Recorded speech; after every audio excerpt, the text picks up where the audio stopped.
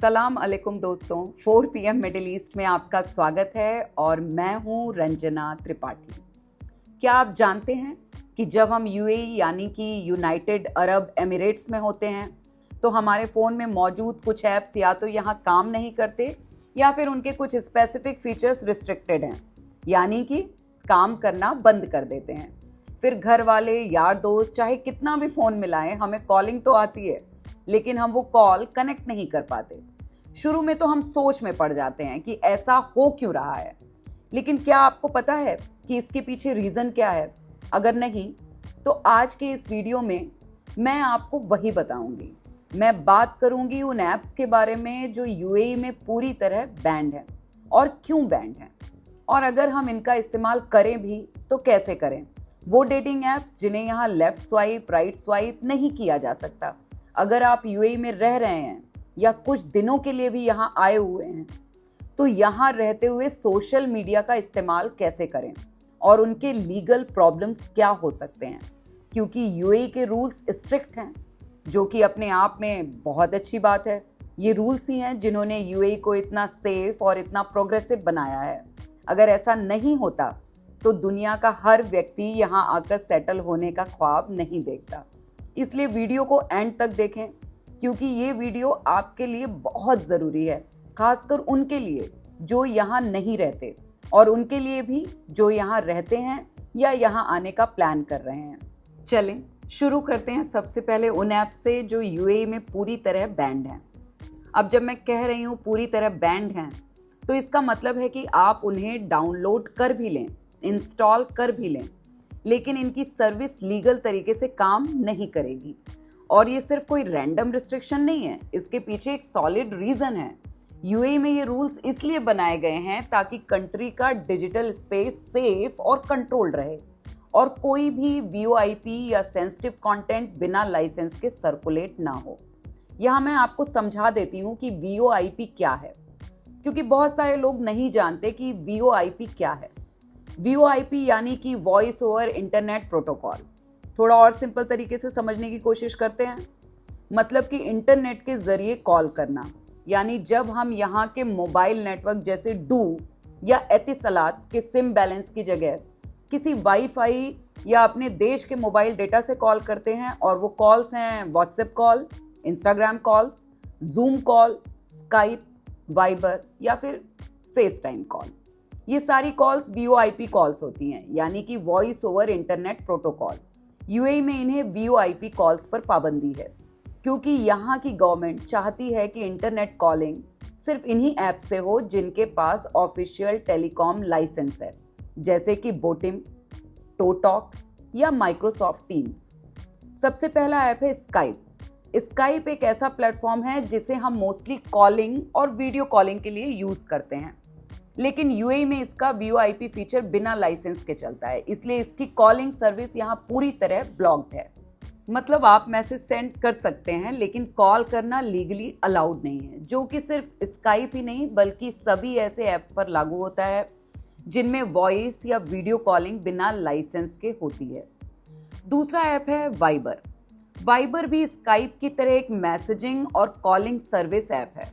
UAE में Viber की voice और वीडियो कॉलिंग सर्विस ब्लॉक है और इसे यहाँ लीगली यूज़ करना पॉसिबल नहीं है। ये सिर्फ रिस्ट्रिक्शंस की बात नहीं है, बल्कि अगर आप इन ऐप्स को अनऑथराइज तरीके से यूज़ करेंगे तो लीगल कॉन्सिक्वेंसेस हो सकते हैं। इसी वजह से यूएई में लोकल्स और एक्सपेक्ट्स दोनों ही हमेशा लाइसेंस्ड ऐप पर भरोसा करते हैं।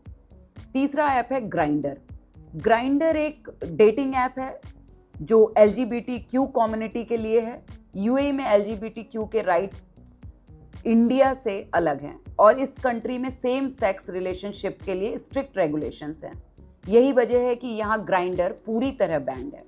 मतलब आप चाहे कितना भी ट्राई करें, ये ऐप लीगल तरीके से यहाँ काम नहीं करेगा। यहाँ इसका बैन होना सिर्फ रिस्ट्रिक्शन ही नहीं बल्कि लोकल कल्चर और लॉज के हिसाब से अलाइन किया गया है।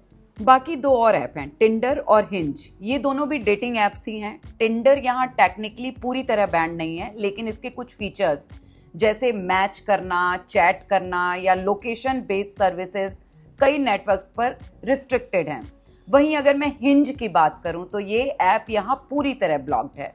इन ऐप्स के बारे में मैं वीडियो में आगे बात करूंगी। अभी बस इतना कहूंगी कि यूएई में डेटिंग ऐप्स के बैन होने का मेन रीजन लीगल कंप्लायंस और कल्चरल नॉर्म्स हैं।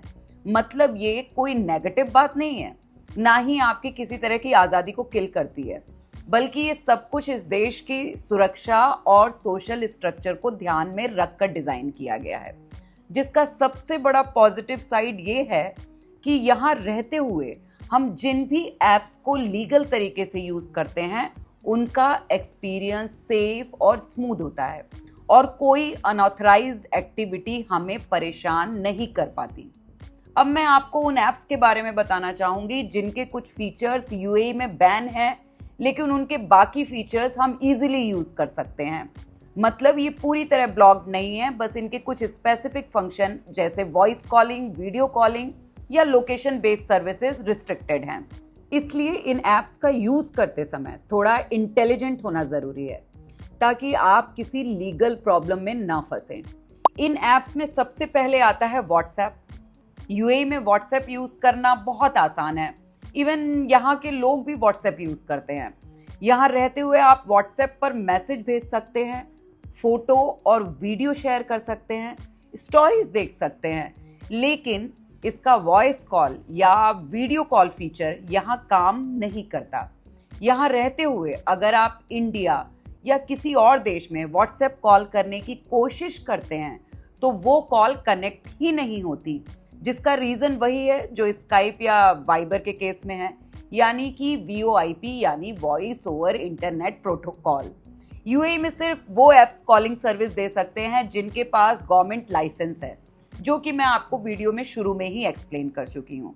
और इसका सबसे पॉजिटिव साइड है यहाँ जो कॉलिंग अलाउड ऐप्स हैं उनकी क्वालिटी बहुत अच्छी रहती है और नेटवर्क भी स्टेबल रहता है।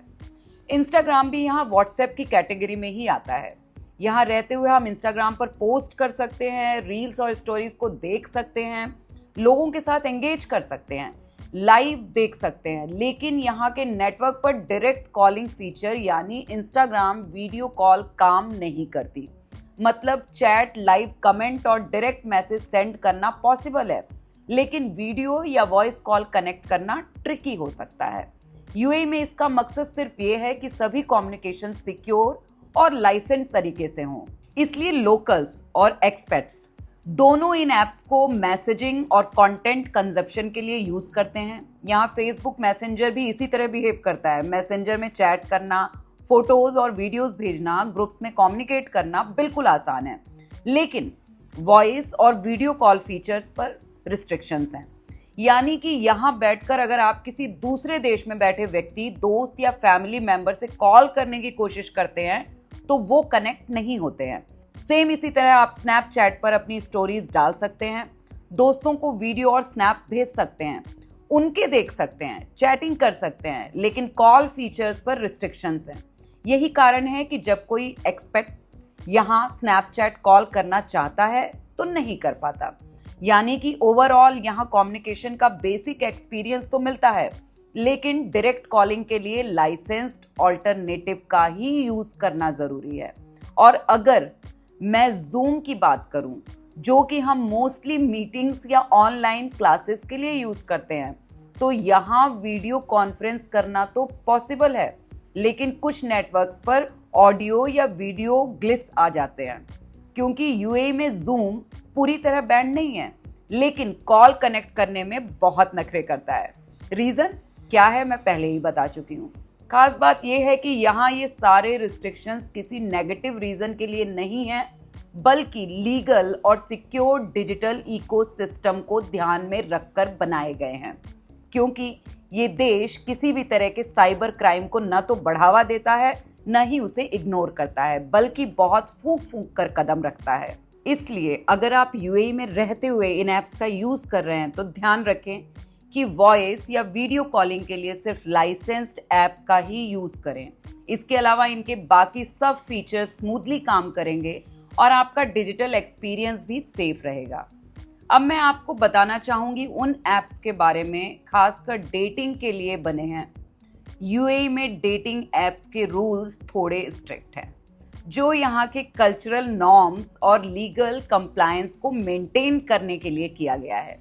जैसा कि हम देखते हैं कि इंडिया में टिंडर, ग्राइंडर या हिंज जैसे ऐप्स काफ़ी कॉमन हैं और लोग इनका डेली यूज़ करते हैं, दिन में अनलिमिटेड तौर पर यूज़ करते हैं।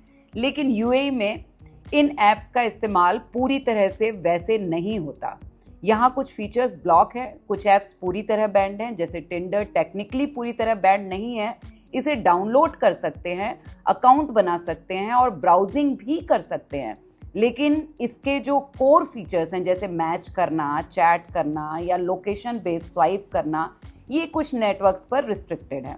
मतलब अगर आप टिंडर से किसी को मैसेज या वीडियो करने की कोशिश करेंगे तो वो कनेक्ट नहीं होगा, क्योंकि यूएई में सभी डेटिंग ऐप्स को लोकल साइबर लॉज और कल्चरल नॉर्म्स के हिसाब से लाइसेंस लेना पड़ता है। और अगर कोई अनलाइसेंस्ड ऐप यूज़ करता है तो उसे लीगल कॉन्सिक्वेंसेस का सामना करना पड़ सकता है। इसलिए यहाँ टिंडर, हिंज जैसी डेटिंग ऐप्स का यूज़ पैसिव ब्राउजिंग और कंटेंट कंजम्पशन के लिए तो सेफ है, लेकिन इसका एक्टिव इंटरेक्शन रिस्ट्रिक्टेड है। ग्राइंडर के बारे में मैं आपको शुरू में ही बता चुकी हूँ कि इसका यहाँ पर क्या सीन है। ये यहाँ पूरी तरह बैंड है क्योंकि ये एक LGBTQ ऐप है। इसे यूज़ करने वाले तो कितनी भी कोशिश करें, किसी भी तरह की कोशिश करें, इसे लीगली यूज़ नहीं कर पाएंगे। यूएई में अगर किसी और तरीके से आपने इन ऐप्स को यूज़ कर लिया और आप किसी रीज़न से पकड़े गए तो यहाँ इलीगल हो जाएगा, क्योंकि यूएई की अथॉरिटी इस मामले में काफ़ी स्ट्रिक्ट है, जिसका पॉजिटिव एंगल बहुत बड़ा है कि यहाँ इस स्ट्रिक्टनेस की वजह से कंट्री में सोशल हार्मनी और कल्चरल नॉर्म्स प्रोटेक्टेड रहते हैं। इसके अलावा बम्बल यहाँ टेक्निकली अवेलेबल है, लेकिन इसके लोकेशन बेस्ड फीचर्स और मैसेजिंग कुछ रिस्ट्रिक्शंस के साथ खुलते हैं। मतलब इसे भी यहाँ ब्राउज किया जा सकता है, लेकिन डायरेक्ट इंटरेक्शन नेटवर्क्स पर ये फुली अलाउड नहीं है। इसके पीछे भी रीज़न सेम है, डिजिटल डेटिंग लैंडस्केप को सिक्योर करना और यूजर्स का एक्सपीरियंस सेफ और प्रिडिक्टेबल बनाए रखना। तो यूएई में डेटिंग ऐप्स का लैंडस्केप बाकी देशों से थोड़ा अलग है। यहाँ हेफ्टी फाइन्स के साथ साथ लीगल एक्शन भी लिया जा सकता है। हेफ्टी फाइन का मतलब नियमों का उल्लंघन करने पर भारी जुर्माना भरना, जो करोड़ों में भी जा सकता है। इसलिए यूएई में रहते हुए VoIP कॉल्स, वीडियो कॉल्स और लोकेशन बेस्ड फीचर्स के लिए सिर्फ लाइसेंस्ड ऐप्स ही यूज़ करें। अनऑफिशियल या क्रैक्ड ऐप्स का इस्तेमाल पूरी तरह अवॉइड करें। ऑब्सीन कंटेंट, रिलीजियस डिसरिस्पेक्ट या पॉलिटिकल क्रिटिसिज्म बिल्कुल शेयर ना करें। ये सब कुछ यहाँ इलीगल है और इसके लिए पेनल्टीज हैं। लेकिन ये सब जानने के बाद आपको बहुत डरने की ज़रूरत नहीं है। यूएई में सोशल मीडिया और डेटिंग ऐप्स का इस्तेमाल करना सेफ है, बस थोड़ा इंटेलिजेंट होकर के। कहीं भी होने या रहने से पहले हम सबका अवेयर होना बेहद ज़रूरी है।